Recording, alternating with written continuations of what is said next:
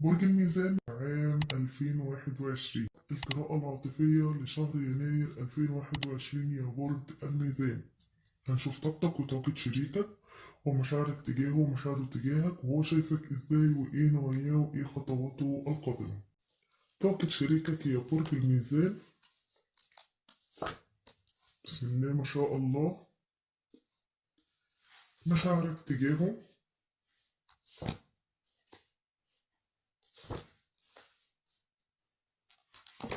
مشاعره تجاهك.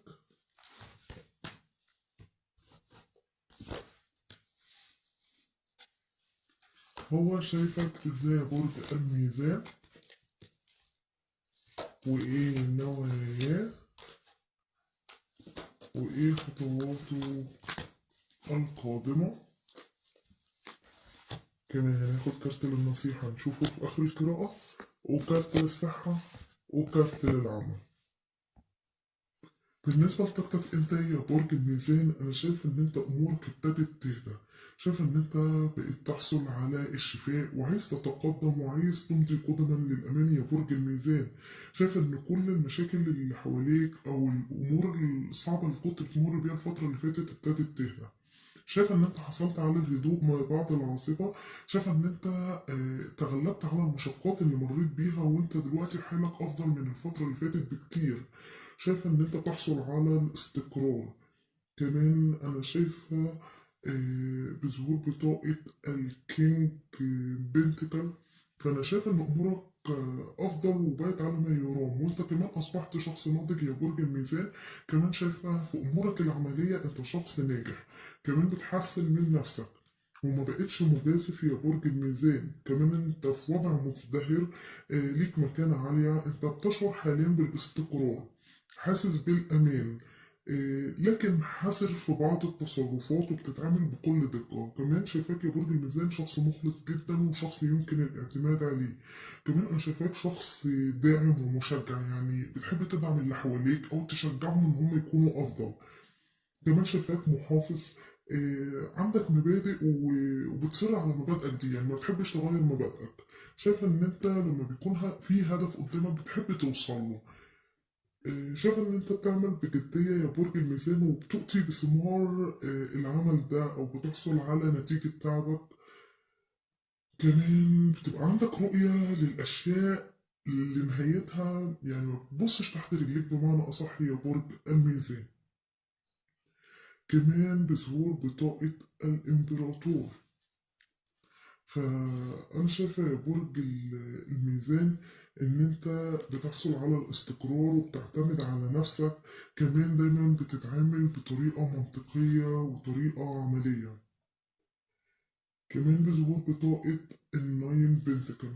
فلتاني مرة أنا شايفاك شخص مستقل بنفسك، شخص ناجح، عندك استقرار مالي. شايفة إن أنت بتحصل على الأمن وبتربح. شايفة إن أنت بتحقق ثروة، عندك وفرة، بتحصل على المكافآت من عملك الجاد. أم، كمان أنت أصبح عندك حكمة، عندك نضج، بتتساهل في بعض الأمور. شخص راضي عن نفسك يا برج الميزان. كمان أنت شخص جميل وأنيق وأصبحت شخص ناضج. ده بالنسبة لطاقتك انت يا برج الميزان. طب خلينا نشوف طاقة شريكك. بالنسبة لطاقة شريكك، وقبل ما اتكلم عن طاقة شريكك خلينا نتكلم عن الطاقات او الابراج الموجودة معانا. انا شايفة معايا طاقة هوائية، ميزان جوزاء دلو. كمان معانا طاقة نارية، اسد قوس حمل. كمان معانا طاقة مائية، حوت سرطان عقرب. دي الابراج اللي موجودة معانا او الطاقات اللي موجودة معانا يا برج الميزان. آم، أنا شايف إن الشخص ده بيصبح عنده قوة داخلية. عنده شجاعة، عنده ثقة بنفسه. شايف إن هو بيتحلى بالرحمة. شايف إن هو بيحاول يسيطر على مشاعره أو يسيطر على نفسه لكن مش قادر. هو بيحاول التغلب على جميع شكوكه. عايز أقولك إن علاقة الشخص ده بيك يا برج الميزان علاقة ما لا نهاية لها. علاقة فيها قوة وترابط قوي. كمان شايف ان الشخص ده بيحاول يسيطر على مشاعره من اجل اطفاء الهدوء على نفسه او على المواقف اللي بيمر بيها. لكن انا شايف ان هو بيتغلب على التحديات. شايف ان معظم التحديات اللي الشخص ده او شريكك او حبيبك بيمر بيها يا برج الميزان هي تحديات داخلية جواه هو. شايف ان هو بيتغلب على العقبات اللي بيواجهها بما يتعلق شكوكه ومخاوفه. الشخص ده شاكك في حاجة أو خايف قلقان، لكن هو بيحاول يسيطر على مخاوفه وقلقه ده. بيحاول ان هو يكون شجاع، يكون جريء. عامة انا شايف ان الشخص ده يكون عنده كل المهارات اللي محتاجها علشان العلاقة تصبح اكتر ناجحا، او ينجح في ان هو يوصل لهدفه. شايف ان هو مركز جدا ان هو يتغلب على مخاوفه الداخلية وان هو يؤمن بنفسه. كمان انا شايف ان هو بياخد بعض الوقت اللي محتاجه عشان يسيطر على عواطفه. كمان زي ما قلت لك انه بيتحلي بالصبر والرحمة مع نفسه، وبيلاقي نفسه عنده ثقة جديدة في نفسه وفي قدراته. كمان بظهور بطاقة التو قوس. أنا شايفة إن الشخص ده عايز يجيلك يا برج الميزان، عايز يعرض عليك عرض صلح لو انتوا زعلانين من بعض، متباعدين منفصلين. لو انتوا عزاب وكانت بداية علاقة، فأنا شايف إن هو عايز يجيلك باقتراح رومانسي بعرض زواج. الشخص ده بيشعر إن في بينكم ترابط قوي، في حب، في توافق، في سعادة زوجية. يعني لو كان في بينكم علاقة زواج وحصل انفصال، فهو كان شايف السعادة معاك يا برج الميزان. كمان هي علاقة رفقاء روح. العلاقة بينكم فيها انسجام، فيها توازن، فيها مساواة، كمان فيها جذب شديد. الشخص ده بينجذب لك جدا يا برج الميزان ومرتبط بيك ارتباط قوي جدا جدا. الشخص ده عايز يقترح عليك اقتراح رومانسي، أو عايز يحل المشاكل، أو كمان لو انتوا بداية علاقة زي ما قلت لك فهو عايز يعرض عليك عرض زواج. كمان البطاقة الداعمة فور وندز، يعني هي جاية مع التو كابس، فبسم الله ما شاء الله الشخص ده نفسه ومنع عينه إن العلاقات تتحسن ما بينك وما بينه يا برج الميزان.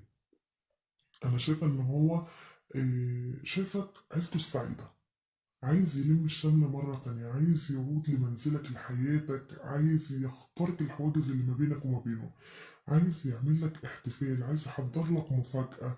آه، يمكن المفاجأة دي أو الاحتفال ده يكون عقد زفاف، يمكن خطوبة. عامة أنا شايف إن هو مستني يحس بالترحيب منك يا برج الميزان. أنا شايف إن هو عايز العلاقة بينك وبينه تصبح أكتر نجاحا وازدهارا واستقرار وأمن. الشخص ده نفسه من عينه يرجع لك ويرسخ الجذور. الشخص ده فخور بيك جدا جدا. ده بالنسبة لطاقته هو. طب خلينا نشوف مشاعرك انت تجاهه يا برج الميزان. انا شايفة يا برج الميزان ان انت بتشعر ان الشخص ده ندمان عليك او بيرفض عروض بتتقدم له او عنده فرص وبيضيعها. الشخص ده بيشعر باللامبالاة وخيبة الأمل، مركز جدا على السلبيات، أو كمان بيشعر بالاكتئاب والملل.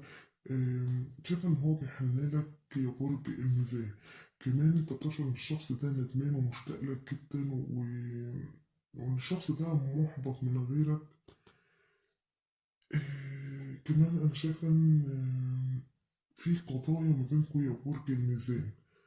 أنا شايف إن في، لو أنتوا علاقة متزوجين وحصل تباعد، حصل انفصال، حصل طلاق، أيا كان الانفصال اللي حصل، لكن أنا شايف إن في تدخل من الشؤون القانونية. شايفة ربما إن أنت بتطالب بحقوقك يا برج الميزان، أو في مشاكل تخص الأطفال. آم، بس في الأغلب إن هي مشاكل مالية. يعني ممكن تكون أنت بتطالب بحقوقك يا برج الميزان، فأنا شايفة إن هيكون عندك مكاسب مالية من الشخص ده، أو هتحصل على حقوقك من الشخص ده، لأن أنا شايفة إن في مبالغ مقطوعة وهتترد لك يا برج الميزان. كمان أنا شايفة إن أنت هتحصل على استقرار مالي على المدى الطويل. كمان أنا شايفة إن أنت بتشعر إن الشخص ده عايز يعمل معاك تسوية، هو عايز يحل المشاكل اللي ما بينك وما بينه. كمان انت بتشعر ان الشخص ده مراقبك في كل مكان يا برج الميزان. انت حاسس ان هو مترقبك على مواقع التواصل.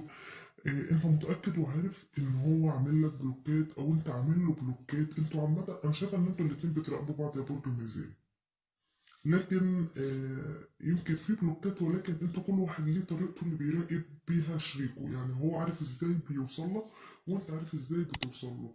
انت بتدخل من اكونتات هو ما يعرفهاش، هو كمان نفس الحكايه بيدخل من اماكن انت ما تعرفهاش.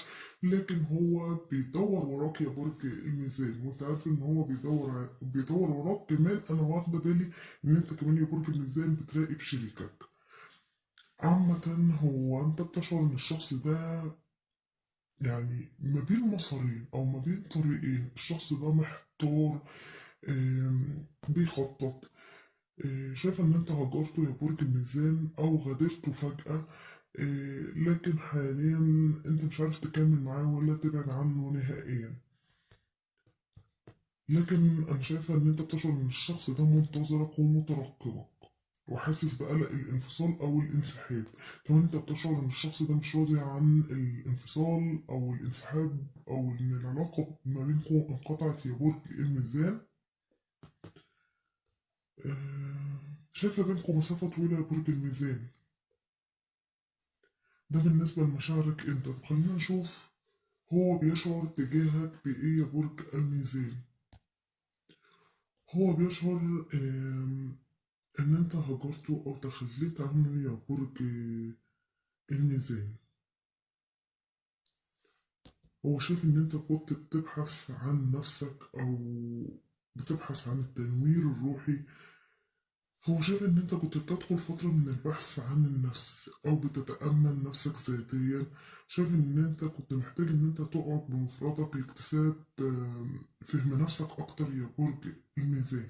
كمان هو شايف إن أنت كنت بتبتعد عن العناء أو عن الضغوط والمشاكل اللي أنت مريت بيها الفترة اللي فاتت، أو بتفكر في اكتشاف ذاتك الروحية أو الحقيقة، أو التفكير في وجودك بالنسبة له. أنت كنت عايز تقعد مع نفسك يا برج الميزان تشوف غلاوتك أو مقياس محبتك عند الشخص ده. شايفة إن أنت كمان كنت بتكتشف اتجاهك في الحياة أو بتقيم العلاقة دي. كمان هو بيشعر إن أنت عزلت نفسك عنه وانسحبت من أجل التعافي من موقف صعب. كمان أنا شايف إن الشخص ده بيشعر إن أنت مريت بمرحلة معادية معاه ومع المجتمع اللي حواليك يا برج الميزان. كمان بظهور بطاقة الثري سورتس. فهو بيشعر إن هو تسبب لك في الحسرة وتسبب لك في الخيانة. يمكن يكون خيانك في علاقة ثلاثية في الموضوع يا برج الميزان. يمكن الشخص ده يكون عنده علاقة ثلاثية أو طرف ثالث اتسببت لك في الحسرة، وبعدت ما بينكم يا برج الميزان، أو تسببت في الفراق ما بينكم يا برج الميزان. يمكن ما تكونش هي السبب الأساسي في الزعل أو الابتعاد أو الانفصال، لكن أنت كنت شاكك في الشخص ده يا برج الميزان إن هو على علاقات متعددة، لكن كنت بتعتبرها علاقات هوائية. أنت أصلا شخصية برج الميزان شخصية ثابتة وعندها ثقة بنفسها. ما بتتهزش. يعني لو حسيت ان شريكك يعني بيتكلم حد او انت شكيت فيه، انت ما بتحاولش توصل له ان انت غيران او قلقان او اتهزيت. بيبقى عندك ثقة بنفسك كده. ف... فانا شايفة ان انت يا برج الميزان تعبت من العلاقات دي. شايفة ان انت قررت ان انت تبتعد عن شريكك، هو سبب لك في الاكتئاب، تسبب لك في الحزن، تسبب لك في اضطراب، خلى ما بينك وما بينه نفور. يعني انت قبل ما تبتعد عن الشخص ده كان في ما بينك وما بينه نفور. انت لا كنت طايق تشوفه ولا طايق تسمع صوته ولا طايق تتعامل معاه يا برج الميزان. كمان خلاك حاسس باعتلال الصحة. يمكن برضو الفترة الأخيرة حسيت إنك أنت خلاص تعبان، مش قادر تتحرك، ما بقاش عندك طاقة لأي حاجة. مريت بفترة من الصراعات وخدت الأمل. هو كمان بيشعر إن أنت اتصدمت فيه. كمان في سوء تفاهم خطير في حاجة. شريكك بيشعر إن أنت فاهمه غلط يا برج الميزان. هو حاسس إن أنت يعني بتتهمه أو بتيجي عليه. في سوء تفاهم مش واصل لك يا برج الميزان، وهو مش عارف يوصله لك. كمان هو بيشعر إنه عايز بداية جديدة معاك يا برج الميزان. بطاقة الأس يوف، أنا شايفة إن شريكك أصبح عنده أفكار جديدة وخطط جديدة، وأصبح عنده قدرة فكرية، وأصبح عنده انتصار ووضوح ذهني، وبقى تفكيره واضح وعايز يخترق كل الحواجز اللي بينك وبينه. شايفة إن هو عايز يتواصل معاك. الشخص ده أدرك الحقيقة، لو في حقيقة مجهولة أو مخفية يا برج الميزان فالشخص ده أدركها وبقى عنده رؤية أقوى، وعايز بداية جديدة، عايز يصدر قرارات حازمة، عايز يتخذ القرار الصحيح تجاه العلاقة. ده بالنسبة لمشاعره هو. طب خلينا نشوف هو شايفك ازاي يا برج الميزان. هو شايفك ازاي يا برج الميزان؟ هو شايف ان انت اخبارك متأخرة، يعني انت غبت وقلت عدولي يا برج الميزان، ما بتوصلوش اي اخبار عنك، كل فين وفين لما بيعرف حاجة عنك. اللي بيعرفه هو بس اللي انت عايز توصله له، اللي هو عن طريق السوشيال ميديا. غير كده هو ما بيوصلوش حاجة عنك. شايفة إن الأخبار متأخرة، لكن هو مازال صابر. شايف إن أنت بتخطط، عندك يقظة، شايف إن أنت بتحمي نفسك، شايف إن أنت بقيت بتفكر كويس جدا قبل ما تتكلم يا برج الميزان، ومبقتش بتنجذب لأي جدال. يعني مهما كان بيحاول إن هو آم، يعمل حاجات كده تستفزك عشان انت تتكلم او عشان تعترض، فانت بقيت تتجاهله وما بتردش عليه. هو شايف ان انت اصبح عندك خفة في الحركة، بتستخدم عقلك اكتر من مشاعرك وقلبك. انت كنت بتتعامل مع شريكك يا برج الميزان بحب، برومانسية، يعني احساسك اللي كان بيحركك، كنت بتتعاطف معاه جدا وما كنتش بتحب تزعله. لكن حاليا انت بتستخدم عقلك قبل اي حاجة. أي تصرف بتتصرفه خلاص أنت ركنت قلبك على جنب وبقيت بتستخدم عقلك فقط يا برج الميزان. كمان هو شايفك شخص فضولي، بتتكلم كتير، يمكن هو شايفك إن أنت عايز كمان تتواصل معاه. شايف إن أنت شخص صادق وشخص صريح، ولما بتتكلم علانية، ما بيهمكش حد. أنت لما تحب تقول أي حاجة ما بتخافش وما بتعملش حساب لأي حد يا برج الميزان. كمان هو شايفك إن أنت دايما بتقف تحارب الظلم، ما بتحبش تيجي على نفسك أبدا.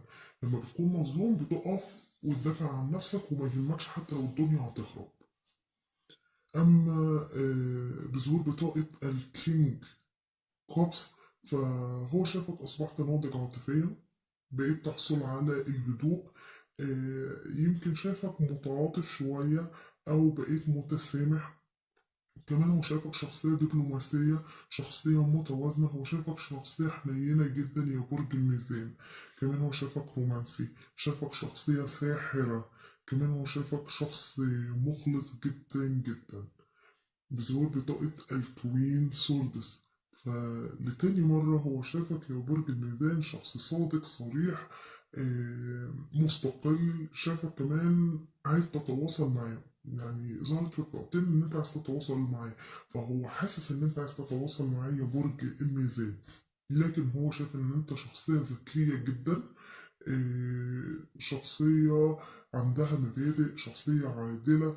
كمان شخص واقعي، شخص موضوعي. هو بيشوفك شخص مميز عن اي حد في الدنيا يا برج الميزان، مهما بيشوف ومهما بيقابل.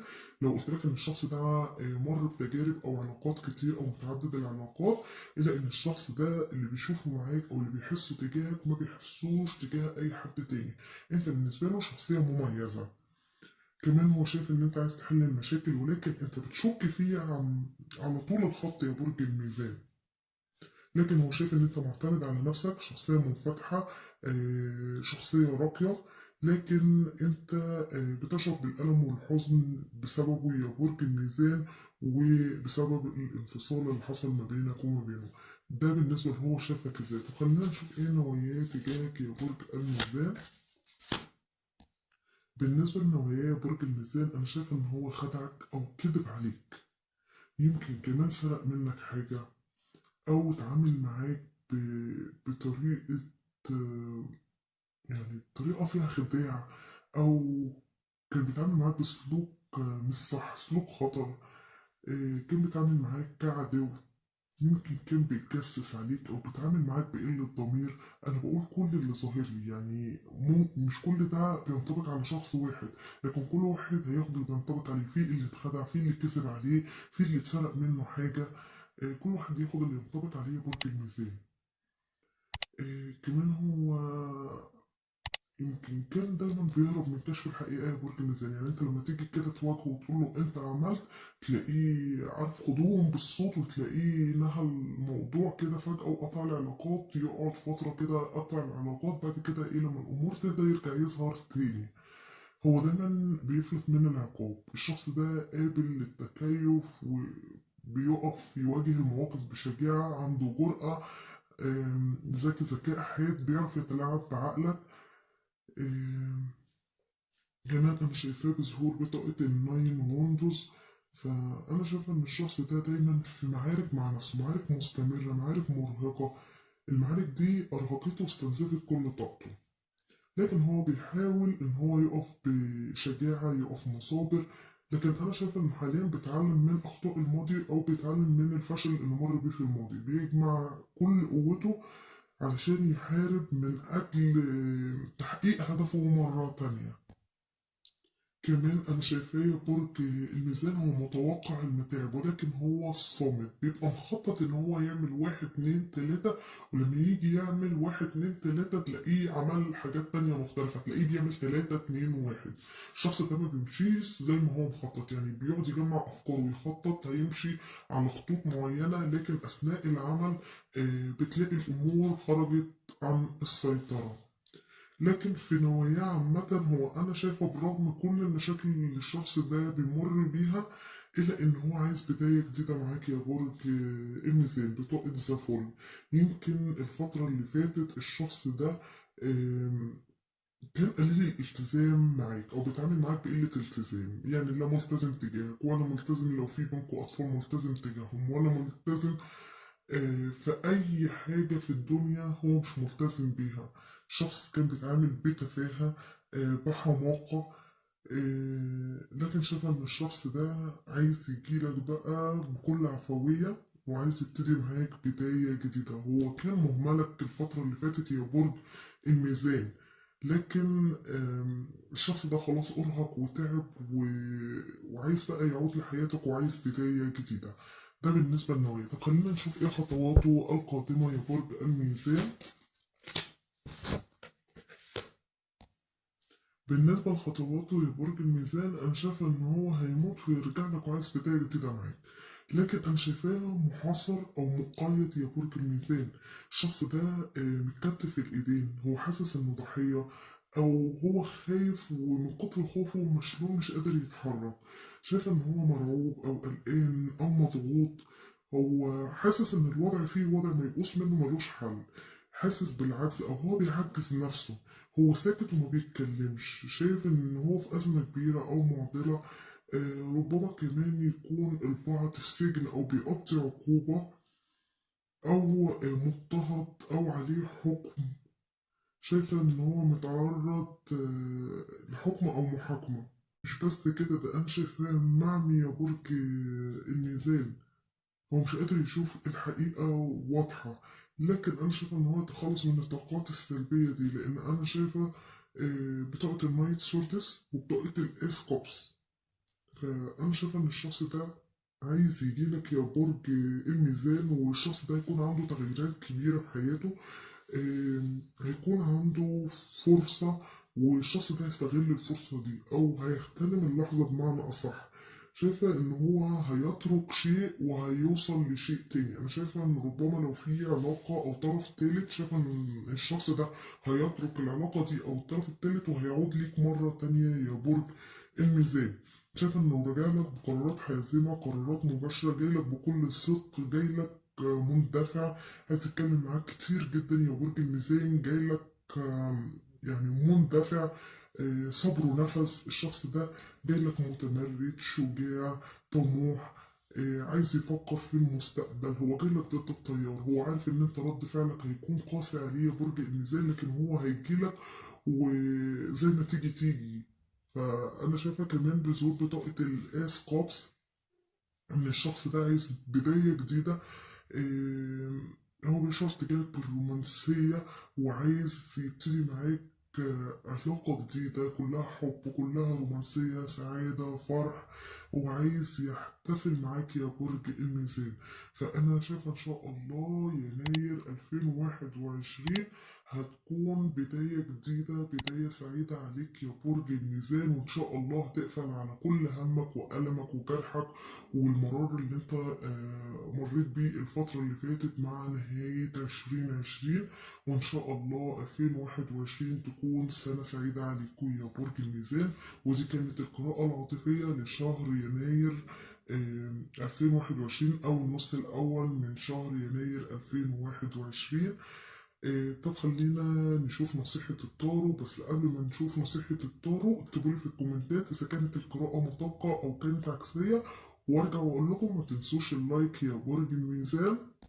نصيحة التارو بطاقة سورد، وهي بتقولك إن أنت أتيت من خلال دروس قرنية اللي تلقيتها أو اتعلمت منها، وأنت دلوقتي يا برج الميزان بتفهم نفسك وطريقك وأين وكيف تتناسب مع هذا العالم، وده بيمنحك الشعور بالرضا الروحي. فهتلاقي نفسك متناغم للغاية مع الروح، وإن في عوالم جديدة هتتفتح لك، وإنت مجبر يا برج الميزان على الخروج إلى العالم ومشاركة معرفتك وخبراتك. فما تتأخرش عن ده يا برج الميزان، وكن منفتح للعالم الخارجي. أما من الناحية الصحية فهي بطاقة الإس بنتكل، وهو فعل إيجابي لأنها بتمثل تحسين صحتك.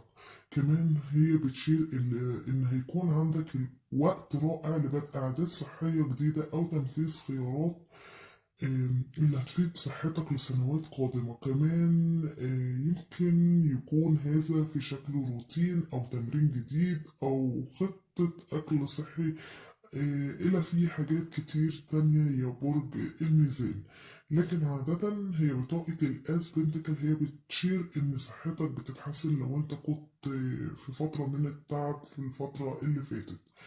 أما من الناحية العملية والمالية فهي بطاقة آم، عجلة الحظ، وهي بتكون فعل جيد ومؤشر على التغييرات الكبيرة القادمة في حياتك. لو انت عايز تبدأ مشروع تجاري خاص بيك أو بتفكر في تغيير مهنتك، فده الوقت المناسب لإجراء التغيير ده.